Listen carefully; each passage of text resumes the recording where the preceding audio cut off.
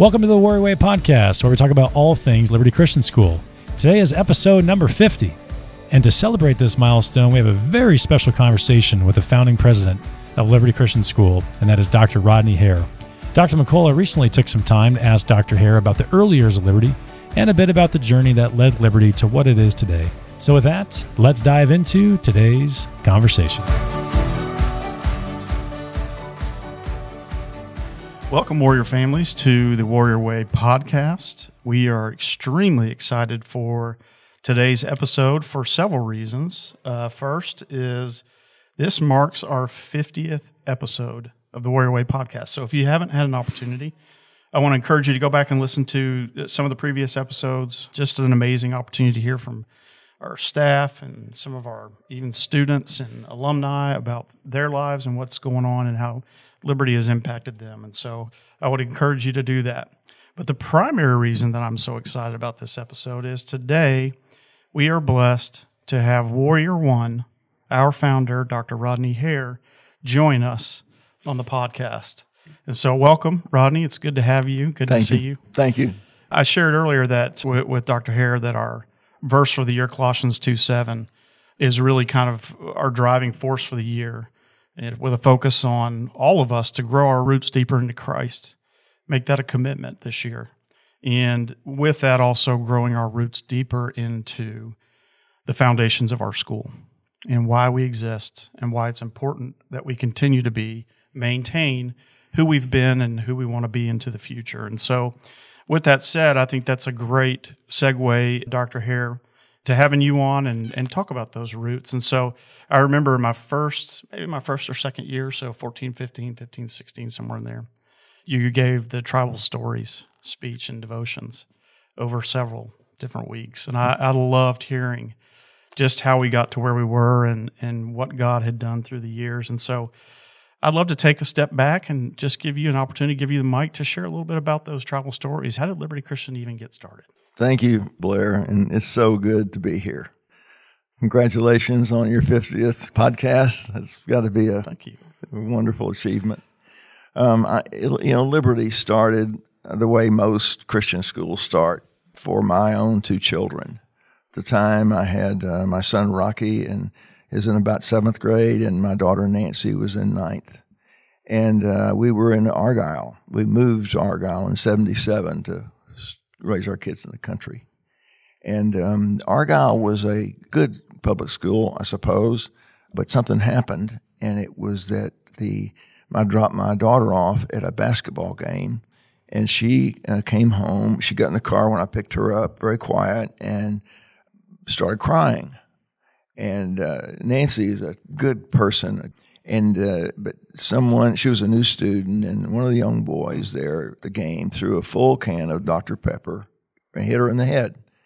Anytime you get a cut in your head, it bleeds a lot, and it looks a lot more serious than it is, but it hurt her feelings more than anything else. So as any father would do, I went the next morning to see the principal and asked him, what can we do so that someone else's daughter doesn't get hit like this or happen? And the word bully really was, of course it's an old word, but never really was in often conversations about schools then, because usually the principals and vice principals were in charge.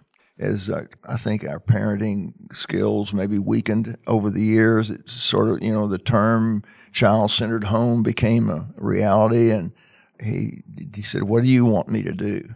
And I said, I want you to let me teach a Bible class to 7th graders once a week, and I have my own company, and I can come at your convenience, no charge, of course, and I just want one period, and I'll be here, I will never miss, and I want to teach Bible, because kids have to be, if they change, they're going to change from the heart, and only way to do that is with Jesus.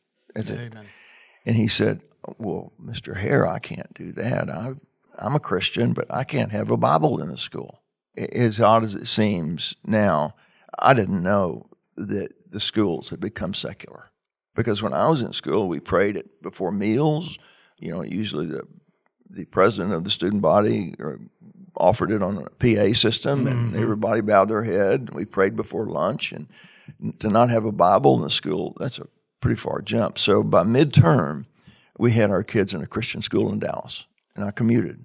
Okay. And I realized this is a great heart in this school. They really want the best, but they were not going to fund it. And it was in a shopping center, and it was just not good. And so I told the headmaster of that little school, they had about 110 kids, I think. I said, I'm going to start a school, and I don't know how it's going to turn out, and I'm going to hire one of your teachers. And that was Dee Quick.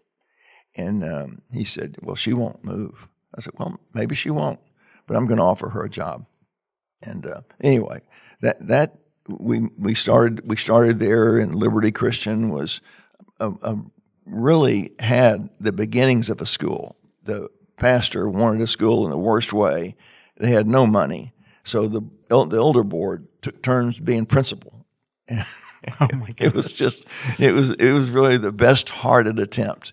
And Gary Adams was the pastor, and I love him, and we're friends to this day. And so Barbara Gailey, one of his parents, she made sure that we met each other, and we had iced tea on Grandy's on University Drive in Denton. And I said, Gary, I want to start a school, and I'll be your headmaster. And the relief in his face, I'll never forget it. I said, I need to meet your board first, and because I'm just a single small business guy, and I've never had the issue of having to ask permission. It was just what you did the right thing, and I love President Trump's term, common sense. That was in my mind. So we started the school, and it was a 10,000 square foot building, and it had fire. It had been on about the spring, late spring, had a fire at both ends, which was suspicious. But that wasn't my bailiwick. I just wanted it fixed. Yep. So we purchased the building, and the buyer made it so that it was really easy to purchase. It was a great price. And so Don Wright was the banker, and he had a bank on University Drive. I forgot the name of the bank. It's sold 3 or 4 times now. But so, Blair, it just strikes me, the older I get, the more I ramble. So when I start rambling, that's good. Correct me. Okay. Well, I'll jump in right here. So I didn't mean in mid-sentence. I mean, go ahead. No, go ahead. I'm kidding.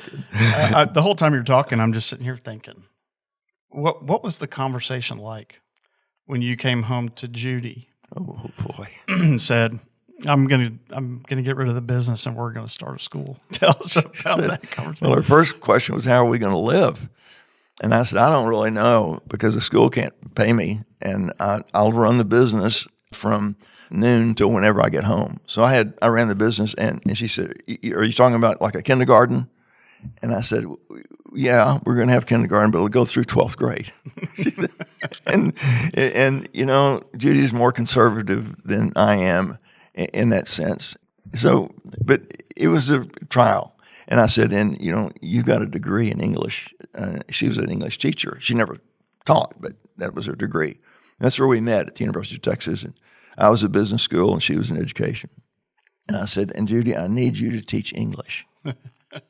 And she said, I'm a researcher, Rodney. I'm not a teacher. And I said, you have to be. So what subjects? I said, well, English, but it's for 7th through 12th. Oh my goodness. And so she said, I have to get ready for a 7th grade and through 12th grade every day. I said, yeah, you will. I mean, we have vacations, and, summer's off, and she cried and just so crazily nervous about it all. And I said, it's going to be okay. We'll do it. I don't know how well it'll do, but we'll do it. And so we started, and it was, the building was, so we had, the dads did the construction and rebuilt this 10,000 square foot, and all the offices became classrooms, small as it were, but we didn't have many kids. So, first year we ended up with 130, I think. That's amazing. Yeah. It's just thinking through the whole beginning of Liberty Christian, and it had to be a little bit surreal. I'm going to assume that you really felt like you were following God's leading. It was more than just, a situation with your kids. And sometimes we know the Lord uses those situations, right? Yeah. But as you transitioned into getting the school kicked off, you mentioned Dee Quick, And I had the pleasure of working with Dee for several years. And so she was a long time, really important piece to the school. Yeah. Were there other individuals right there at the beginning that you would point out that were just really integral in getting it? Dee was so talented and gifted and had such a heart for the Lord. We just kind of were united. We were united at the spirit level, Blair. And so she said, "What do you need me to do?" And I'll get ready for the summer. We weren't accredited. You have to be in school 2 years, open 2 years before you can apply. Yep. So first year she taught second grade. Next year she taught 12th grade. And so Judy started relinquishing the grades as we grew. And then became part of the administration, which she was pleased to do. She bought textbooks and made sure that the library had right books and didn't have bad words or stories. And, she just oversaw that. And it was hard to find a librarian. I probably still is. They have to have a master's degree. Anyway, Yvonne Lacey helped us with that for years and years. But Dee was just the kind of person that you could assign something to and then forget about it. And she just, her. Mm-hmm. She's just such a powerhouse of a person. And Karen Watts was valuable. She taught fourth grade for 15 years, I think. And everybody was afraid of Karen because we used a Becca book exclusively in the early years because I didn't know how to buy books. And I had to kind of learn by experience. And so they have a plan, but the Becca Book Company in Pensacola has a school, and it is rigid. It is tough, but they have a lesson plan for every day, for every subject. Yep. And Karen just followed them, and the kids weren't used to working that hard. Her name was General Watts. General Watts. that was Karen. That was Karen's somewhere in there handle. When you talk about Dee, when you talk about Karen, there's something very similar about individuals like that who are willing to step out of whatever they're doing, step into something that's not quite formed yet, with a conviction. Yeah. What is that? What draws someone to do something like that? I think you just have to have it in your mind that this is what God has for me in this season of my life, and you don't want to do anything else. I had a good company, Blair. It's all relative. But for me, it didn't come from money, and it was a good thing. And I didn't care about making money anymore. All I cared about was building Liberty Christian School. It was all I thought about. So I worked at the school from 7 in the morning till noon. Judy packed me a lunch. I drove the car over to Dallas from 12 to about 1-ish and stayed until I finished with the company responsibilities. It's just your heart and Jesus are united, and then you're wrapped in it. Amen. And you just know that everything is going to be okay because at the end of the day, Jesus owns it, and He isn't going to let anything happen to it. And you have to rest with that. So I think you've hit on the secret sauce of Liberty through the years, and it's been the people, and it's been people who are fully committed to what God's calling them to do. Yep. And I would tell you, and I hope this is an encouragement to you, but our DNA is still the same. I could walk you down the halls and point out individual after individual who are here because they fully believe they're called to be here. Yeah. And I think that's the secret sauce of Christian education all around. So you're right, Blair. And it's all, and parents have got they've got to partner with you, and they've got to trust you. That is a real easy thing to do when your heart is in it. You're going to make mistakes. We all do, and and the teachers are, and the parent, everybody makes mistakes, and I think it's just we have to measure out grace generously, and criticism with real careful moderation. That's certainly scriptural. Yeah. So 1983, was that the first year at Bonnie Bray? Yes. Okay. It was, and we didn't open until September 17th because we couldn't get the building finished, and we walked in and we'd filled it by midterm. At first, it was a barn. This building was a barn. And so then it became a rec center with a big swimming pool, 150,000-gallon swimming pool, high board. I'm telling you, racing lanes. This is a big pool. And it was for the community. Of course, the guy charged, and it was a swim club. And so he was driving him crazy. And he made the price where we could afford it. And so I went down to meet the banker. And because I was a new kid, and great friends, so the bank sells. God, what was the guy's name that bought it? I mean, the president. I'll think of him probably the same time I'll think of it. But Rob was his first name. I went down to meet Rob, introduced myself, and I thought, this is what you do. He said, Rodney, can I see you in my office for a minute? I said, sure. And so I thought probably get a set of steak knives or a toaster or something, And so he said, I need you to move your loan. We want you to move out of the bank. I said, I'm not late. Why? He said, we're going to get the bank ready to sell, and nonprofits are not a healthy thing on the books. And so I just need you to move your loan. Move my loan. I mean, nobody had ever given me that directive. And I said, how long? And he said, well, just look, as quick as you can. So that was the first time I really had need of a board. And so I called Ed Johnson and Barbara Sanders. They started Grandy's Fried Chicken. Lovely people, lovely families. And Barbara's husband, Rex Sanders, and Ed Johnson were partners. So Ed said, Ed Johnson, this isn't going to be a big problem, Rodney. Take it easy. I said, well, I'm nervous. I'm nervous and I'm afraid because I don't know what I'm going to do. And he said, we're going to refinance. Okay, you got any ideas? He said, yeah, I do. I know the president of the bank at Point Bank in Pilot Point. And so we invited him to be on the board if he wanted to be, and he accepted. He had twin boys, great kids. Smart move right there. Great family, yep. And so Raymond looked at the plan, looked at the layout of the building, looked at our numbers, and he said, I think we'll be interested in doing that. We'll take that. Well, I think we can take that loan. He said, I've got to go to our board. I mean, I really thought I was speaking to the board, and probably in a sense I was, but anyway, that's what he told me. So he came back and he said, I know you owe the bank $350,000, and we can only loan you $290,000. Okay, so my first challenge was to raise $60,000, and we were having a Christmas party for the staff at Ed Johnson's home on Lake Grapevine. Beautiful, beautiful home. They had sold out Grandy's, big numbers. I was in my mind, I was at the party, but my mind was, where am I going to get this money? And so I was leaning against an entrance from his dining room to his kitchen, and I was sad, I guess. I mean, Ed walked up to me and said, everybody's having fun but you, Rodney. What's wrong? And I said, Ed, I don't have time to be at a party. I need to be out raising money. And he said, tell me what you need. And I told him, and he said, why don't you let Rex and I help you with that? And I said, that'd be great. And so he said, I'll be there at 9 in the morning. We'll be there at 9. So he and Rex walked in that next morning, and Ed said, Rex, why don't you get your checkbook out? And so he did. Liberty Christian School, that's how we make it out. And I said, yep. And he said, and so Ed told him to be about $25,000, $30,000. I forget the exact number. And he wrote the check, and he said, call me if you need me. And so I never did have to call him again.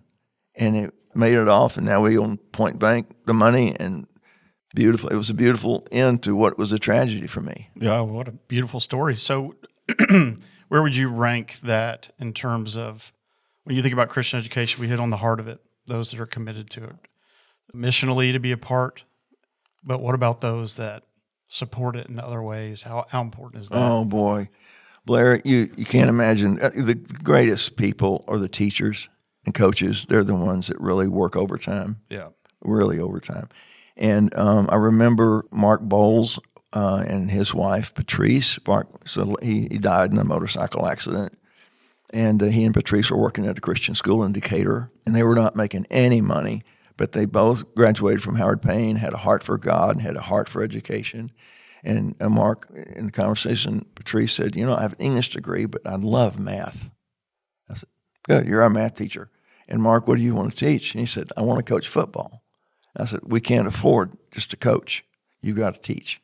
And he said, hey, I'll take 8th grade science.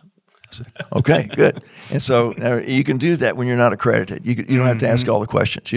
I think Jason Witten is an unbelievable replacement, but there are certain people that are called us to do certain things at certain times that are real good at it. Blair, like for instance, I think that it was easier for me to start Liberty than it might be for another person, because there's a different level, and it was important for Mark, who started a football program with 16 players. And it was several of them had never played before. Sure. And so, but he had the patience to plant grass and take care of it. He was a farmer's boy, and he knew how to take care of it. And so he did things now that probably Jason Witten wouldn't be comfortable doing.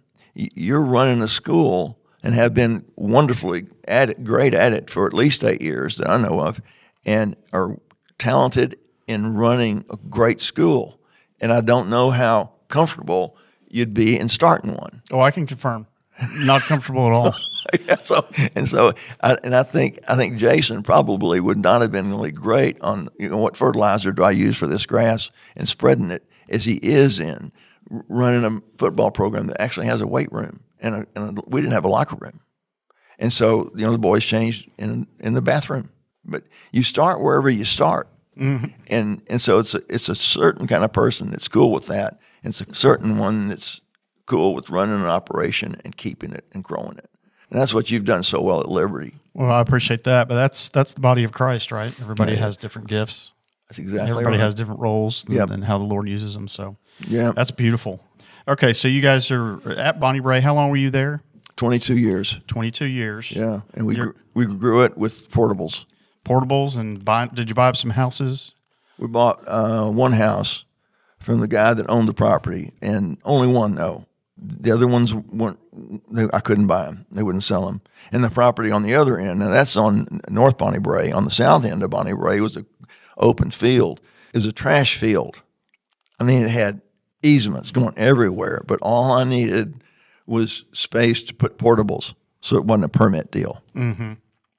And so the owner of that 19 acres said, "Rodney, I'm not going to sell Liberty anything at any price." And I said, "Why would you say that?" And he said, "Well, when Liberty opened on Bonnie Brae, our school, Selwyn, on University, private school, we almost immediately got into crisis management." And I said, I remember that. And I talked to your headmaster about 2 years after we opened, and he wanted to have coffee and find out what they needed to do to grow. Mm. And I said, "You should call up all school parents, staff, grandmoms, and have a prayer, a serious prayer, on your knees prayer." And he said, "You understand, when I have a call for a moment of silence, I get criticized." And I said, "My friend, I can't help you. I just don't know how to do that." And so I don't know how they're doing today, 2024. I just don't know. But I know their years have been rough, and ours have been pretty glorious. I mean, we had the right teachers, and God sent us people. And, I'll tell you, like Augie and Jude Zimmerman and their 4 kids, they worked around the clock. All of them, in the early years, all those kids, you never saw them after school without a rag or a broom. I mean, they worked, all of them. And Ricardo and Lucy Sanchez, invaluable. After those basketball games, they didn't care what time it was. They just cleaned up the gym. It was ready for the morning's PE practice, Yeah. There's a big part of all of that I'm actually a little bit jealous of, because the times where you just put on whatever hat you needed to put on, whichever one was put on the table, you put it on, you did whatever you had to do. Yep. That just, to me, resonates, and I would have loved to experience some of that. I suggest experiences from a distance. How are you? Maybe in a book. Yeah. I've got a book. Maybe your out. book. Yeah, I've got one coming out in January. Be interesting. I think. Yeah, but there's something wholesome about it, and just pure people willing to do whatever they got to do. Yeah. To make it happen. Yeah, that's right, Blair. I think it was really what I learned about that was how to pray, and I had more mature believers on staff than me. I mean, I didn't come to the Lord till I was 24 years old. And now we're 14 years later, and I had the company and starting the school, but I didn't have a prayer life until I opened Liberty. I mean, all believers pray, but sure. I mean, I prayed like knee bones of praise kind of thing. Well, I didn't start a school, but I can tell you I've learned how to pray too. Yeah, in that's this right. Position. See, right. You got the same thing, just different faces, different times, but same things. Yeah. Yeah, and you got to find the right people. And oh boy, we prayed hard. I don't know if Mark Smith is still here or not. Oh, he is. Okay. I'll tell you what. It was about July, maybe August, and I was looking for an art teacher and a wrestling coach. That's a normal. It wasn't like I need a third grade teacher, and so Mark comes in, and he says, I just know I'm supposed to work here, and I said, not unless you know how to wrestle and can paint. That's all I've got. And he said, that's all I can do. Isn't that amazing? Isn't it? And he's had a powerful impact on my grandchildren who are here. He's still having a huge impact on our campus. Yeah, I know. He is just where he needs to be. But if you can imagine coming closer to school opening, and you don't have an art teacher or a wrestling coach, you still don't know what he's going to wear to orientation, but right, he's doing a great job. Good. Yeah, I know. I remember looking back, and I glanced at him. He had a tuxedo jacket. It was a staff meeting, and he had a tuxedo jacket and shorts. Yeah. And then another time he had a real tall hat on. You just never know how he's going to. Yeah, I never know. No. You just kind of roll with it. I know it. He's the only guy who can get away with it. Yeah, we need to stop by his room on the way down and see what he's wearing today. Who knows? You get a laugh. Yeah, I'd love that. So these, you've talked through multiple different individuals. People have been so important to getting the school where it is, obviously. And, what are maybe not, you don't have to give specific names, but just maybe some individuals or situations where people outside in the community, parent community, grandparent community, just really came together to help build it. I'll give you an example. So one of the stories I love that I hear quite a bit was when you guys were building the football program, that every time before you had a football game, the dads would have to come out and pick up rocks off the field because otherwise the kids would get hurt. And so it was just people, it didn't matter. Everybody pitched in. Yeah. So what are some other stories that you can think of? That was when we bought the Bonnie Bray campus and we had 4.5 acres to the north, it was a landfill. And so our coach was Dwayne Ashworth, and he had a pickup. So the PE program was kids walked behind his truck and threw rocks, and then if it happened to be a bumper or a transmission or something, it maybe take 2 or 3 of them, and he just slowed down. And it was just, but no one thought anything about it. And so I'll jump ahead, and so we went to we're buying the campus in Argyle from Jack first. Jack came to one of the meetings we had at Denton Country Club. We raised money that way. That's one of the ways we raised money. And he was there. I didn't know who he was. Never met him before. And he just stood in the back of the room. He didn't even sit down. But we had 15 meetings, and the development director's job was to fill the room with couples, and I had a PowerPoint presentation. So Jack was in the back of the room, and the last thing I showed was this PowerPoint on the warrior horse in front of our campus. And I just showed the slide of it, and I said, I'm not asking for this, guys. I'm just saying wouldn't it be cool? And I just dropped it. I wasn't expecting it. And so Jack calls me at home. I have no idea how he got the number. It wasn't private. It just wasn't published. And so he said, I'd like to have breakfast with you. And so we met at a restaurant for breakfast, and he said, Debbie and I have decided that we want to help the school. And so we'd like to give you, and he named the amount. It's very, very generous. I thanked him. We were leaving. And he said, get that horse. And I said, could I ask you a question about that? That horse is $150,000. And now you're talking about a lot of money at 2004. A lot of money. So I said, now do I take 150 off of your gift, or is it the gift plus the horse? And he said, no, it's the gift plus the horse. He laughed. It was really funny to him. To me, it was just nerve-wracking. But he was just that kind of a wonderful person. And so he said, let's meet on my farm. It's a 2,000-acre ranch, but that's what he said. And we'll figure out how much land you need. I'll give you the land. Wow. So we met, and I brought a big piece of, we used to call it butcher paper. Put it on in a high school, drew these circles, high school and lower school, and I got to the football field and baseball diamond and softball. And he said, wait a minute, I've got that down at the bottom of the hill. That's Integrity Park. I can't give it to you. It's in a trust for my kids, but I'll just sell it to you for what I paid for it. And he said, $2 million. And I said, Jack, if I had $2 million, I couldn't buy a football field with it.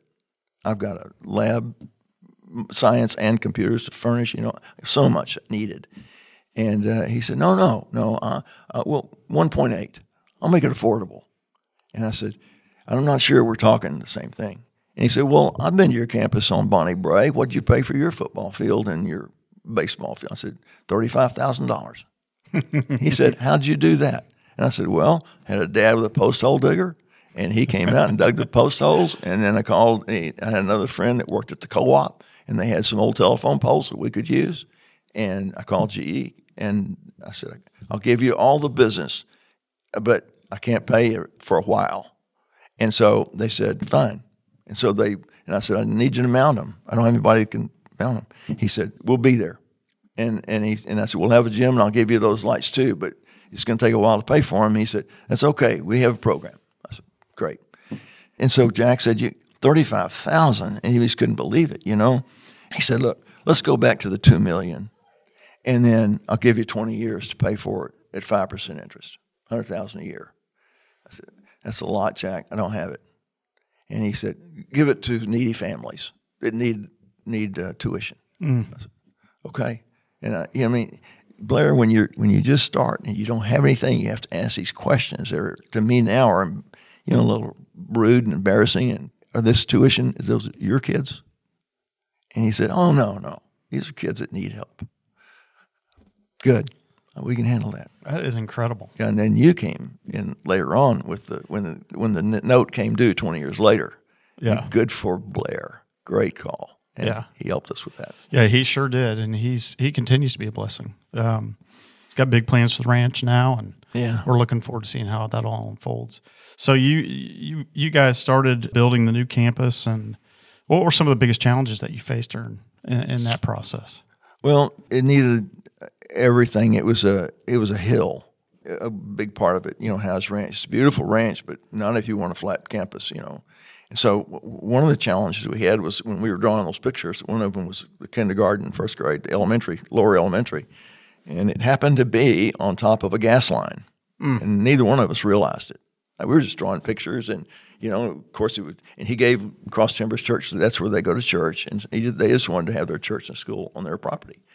And so called him, and I said, Jack, I got a problem. I don't think I can sell anyone enrolling with their children where they're going to be sitting on top of a gas line. No. And he said, I agree. I don't want my kids on it. And so he's given me a couple of days to work this out. So he purchased it was on 20 acres is what the whole deal covered. He didn't tell me what he was going to do. He said, I'm going to take my 20 acres back and give you 20 acres on the other end. And so that's kind of how we ended up in Bartonville and Argyle. We're in both cities, Yeah. But that was a serious challenge, and God sends you the right people to work through them. You don't know it. That's the problem. Is following the Lord by faith is a challenge. Yeah, absolutely. It's very fearful, and you got people that are counting on you. And one of the answers is not I can't do it. It has to be I need help. So one year Judy was the development director with Richard Habern. They were our development team. That was them. Judy wanted to send out a very colorful ask to all of our grandparents. And I said, Judy, you're just going to waste stamps. And she said, maybe not, but I think this is what God's telling me to do. And that's a real hard argument to argue. Yes. And so she did. So I get this phone call from one of our grandparents, and he said, could you come up? I want to talk to you. And he had that pamphlet on his desk. And he said, Liberty has made such a difference in our granddaughters, and it's just been a semester. But I got this in the mail, and it just touched my heart. And so I'd like to give you $250,000. It's beautiful. Yeah. Yeah, I think it's a kingdom principle that's still in the works.